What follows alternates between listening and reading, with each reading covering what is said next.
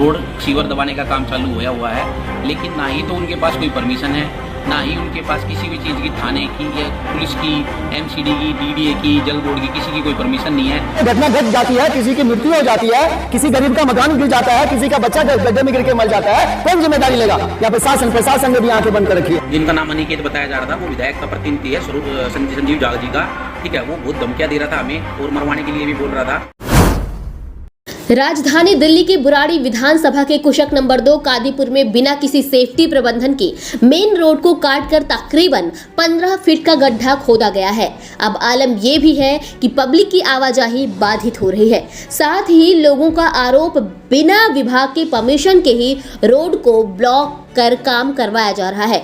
जी हाँ, ये रोड स्वरूप नगर से बुराड़ी को जोड़ने वाला मेन रोड है। राहगीर और स्थानीय लोगों की आवाजाही के लिए भी रास्ता नहीं है, जिसके चलते अब इलाके में रहने वाले लोगों को काफी दिक्कतों का सामना करना पड़ रहा है।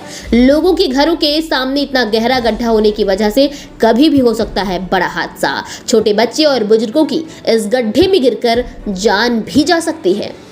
सभी वासियों को राम राम। मैं नवीन बोला और यहाँ पर बादली विधानसभा और बुराड़ी विधानसभा में रोड सीवर दबाने का काम चालू होया हुआ है, लेकिन ना ही तो उनके पास कोई परमिशन है, ना ही उनके पास किसी भी चीज़ की थाने की या पुलिस की, एमसीडी की, डीडीए की, जल बोर्ड की किसी की कोई परमिशन नहीं है।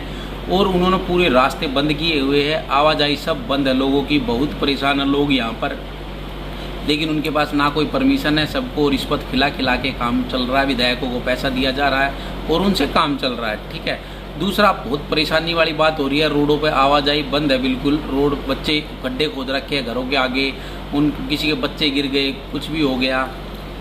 12-12 फुट के गड्ढे खुदे हुए हैं, 12-12 फुट के उन्होंने गड्ढे खोदे हुए हैं, लेकिन उसमें कोई भी ऐसी वो नहीं है, सेफ्टी वाला काम कोई भी नहीं है। वहाँ पर आप देखोगे तो आप खुद भी जाके आके, ठीक है। और जो आस पड़ोस वाले जो लोग बोलते हैं उनको धमकाया जाता है, विधायकों की ओर से धमकियाँ बहुत आ रही है।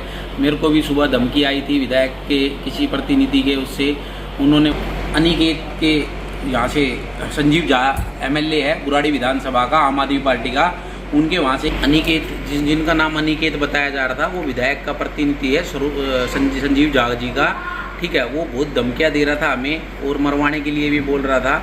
उसी विधानसभा में हमारा घर भी है, हमारा ऑफिस भी है, बच्चे भी है, ठीक है। लेकिन बहुत परेशान किया जा रहा है और अभी सुबह से काफ़ी लोगों के फ़ोन पे फ़ोन आए जा रहे हैं कि इस काम को मत रुकवाया जाए, नहीं तो मरवा देंगे, ये कर देंगे, वो कर देंगे, क्योंकि उनको रिश्वत मिल चुकी है। लेकिन अगर कोई टेंडर पास होता है तो उसमें विधायक है, काउंसलर का, किसी का कोई मैटर नहीं होता। लेकिन यहाँ पर काउंसलरों के और एमएलए के फ़ोन आ रहे थे, उनको अपना नंबर दिया हुआ है। कोई गुजरात की कंपनी को टेंडर छूटा हुआ है, गुजरात से आके वो यहाँ पर काम कर रही है, लेकिन उसके पास एमएलए का, विधायक का नंबर कहाँ से आया?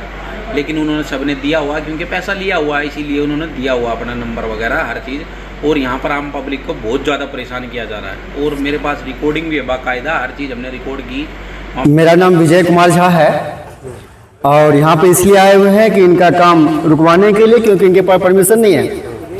हमने इनसे कहा कि परमिशन दिखाइए, क्योंकि जो भी काम हो रहा है गलत तरीके से हो रहा है, तो इन्होंने परमिशन नहीं दिखाया।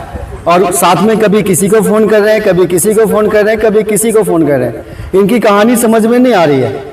ना ही इनके पास ट्रैफिक का कोई व्यवस्था है, ना ही वहाँ से परमिशन है, ना ही दिल्ली पुलिस से कोई बात है इनकी, ना ही परमिशन है, ना ही एमसीडी से है। और इन्होंने लगभग 12 से 15 फुट गहरा गड्ढा जो है ये खोदा है, जिसके लिए दोनों साइड सुरक्षा का व्यवस्था होना चाहिए, जो बिल्कुल नहीं है। मान लीजिए कोई बच्चा अगर गिर जाए तो कौन जिम्मेदारी लेगा? क्या ये जिम्मेदारी लेंगे? जो आजकल मकान गरीब लोग बना रहे हैं उनकी नींव उतनी मजबूत नहीं होती है। ये 15 फुट के गड्ढे में जब इस मकान का देखिए दरारें पड़ रही है इस मकान के अंदर, अगर ये नींव मकान गिर गया तो कौन जिम्मेदारी लेगा? क्या ये लोग जिम्मेदारी लेंगे? उसके बाद जितने भी ये रिपेयर के काम में गड्ढे खोदे, सारे के सारे मटेरियल घटिया है इनके, एक भी मटेरियल सही सा नहीं है इनका। और ऊपर से ना इनका कोई अधिकारी आके राजी है, ना ही कोई व्यक्ति ढंग से बात करके राजी है, कोई व्यवस्था ही नहीं है। तो ऐसे व्यवस्था, ऐसे भ्रष्टाचार या ऐसे विधायकों को आपस में दो विधायक मिलकर के, एक बुराड़ी का विधायक, बादली का विधायक आपस में मिलकर के जो उल्टे सीधे काम करवा रहा है, गलत है। ये जनता के पैसे का दुरुपयोग है, ये टैक्स के पैसे का दुरुपयोग है। और हमारी जनता तो लीडर चुनती है, उसे क्या पता क्या चीज क्या है क्या नहीं है। इनको जानकारी है तो ये उसकी सुरक्षा व्यवस्था करें। पर ये नहीं कर पा रहे हैं क्योंकि कहीं ना कहीं किसी न किसी का उनके ऊपर, इनके खुद के लेबर की तो दिक्कत हो सकती है, इनका ही लेबर नीचे मैंने देखा कि 15 फुट गड्ढे में बिना सेफ्टी के खड़ा था। मान लीजिए कि ये ढह गया या ऊपर से उस लेबर के ऊपर कुछ गिर गया तो उसके बाल बच्चों को कौन जिम्मेदारी लेगा? क्या इनके ऊपर कोई इंश्योरेंस है? कोई जनता के फोन आए हैं, जनता के इस क्षेत्र के लोगों में से बहुत से लोगों ने मुझे फोन किया और राहुल जी ने फोन किया, कई जनों ने फोन किया मेरे को। राहुल की धमकी आ रही है, विधायक की भी आती है, मेरे पास आती रहती है, तो मैं इन चीजों से नहीं डरता। मैं तो ये कागज आप लोगों को दिखा रहा हूं, मैं इसका लेटर लिखा हूं और मैं कंप्लेंट करने जा रहा हूं थाने में। कंप्लेंट भी धमकियों से नहीं डरता, जनता के लिए लड़ता हूं, जनता के लिए खड़ा होता हूं, जनता के साथ हूं। चाहे मुझे गोली मार दे तो भी फर्क नहीं है, चाहे मुझे जेल में डाल दे तो भी कोई फर्क नहीं है, पर जनता के लिए लड़ता रहूंगा, जनता के लिए करता रहूं। ये जनता के जीवन के साथ खिलवाड़ करे, जनता के साथ खिलवाड़ नहीं करे, जनता के जीवन के साथ। कल यदि कोई घटना घट जाती है, किसी की मृत्यु हो जाती है, किसी गरीब का मकान गिर जाता है, किसी का बच्चा गड्ढे में गिर के मर जाता है, कौन जिम्मेदारी लेगा? यहाँ पर प्रशासन ने भी आंखें बंद कर रखी है। जी हाँ, स्थानीय जनता की सुविधा के लिए किए जा रहे विकास कार्य से इस रोड से आवाजाही पूरी तरह से बाधित हो रही है। साथ ही रोड खुदाई के बाद ना ही रोड की मरम्मत, ना ही रोड की सफाई की जा रही है। तस्वीरों में आप साफ साफ देख सकते हैं पूरे रोड पर किस तरह से रोड़े पड़े हुए हैं, जिससे स्कूली बच्चों और बुजुर्गों की आवाजाही करने में बड़ी दिक्कतों का सामना करना पड़ रहा है। संबंधित प्रशासन और जनता प्रतिनिधियों को यहां बड़े हादसे का इंतजार है। जानकारों की माने तो सितंबर महीने के बरसात के मौसम में इस तरह के कामकाज पर सरकारी रोक होती है, बावजूद बिना किसी सेफ्टी इंतजाम के लेबर काम कर रहे हैं, जिससे लेबर और पब्लिक दोनों की जान जोखिम में डाला जा रहा है।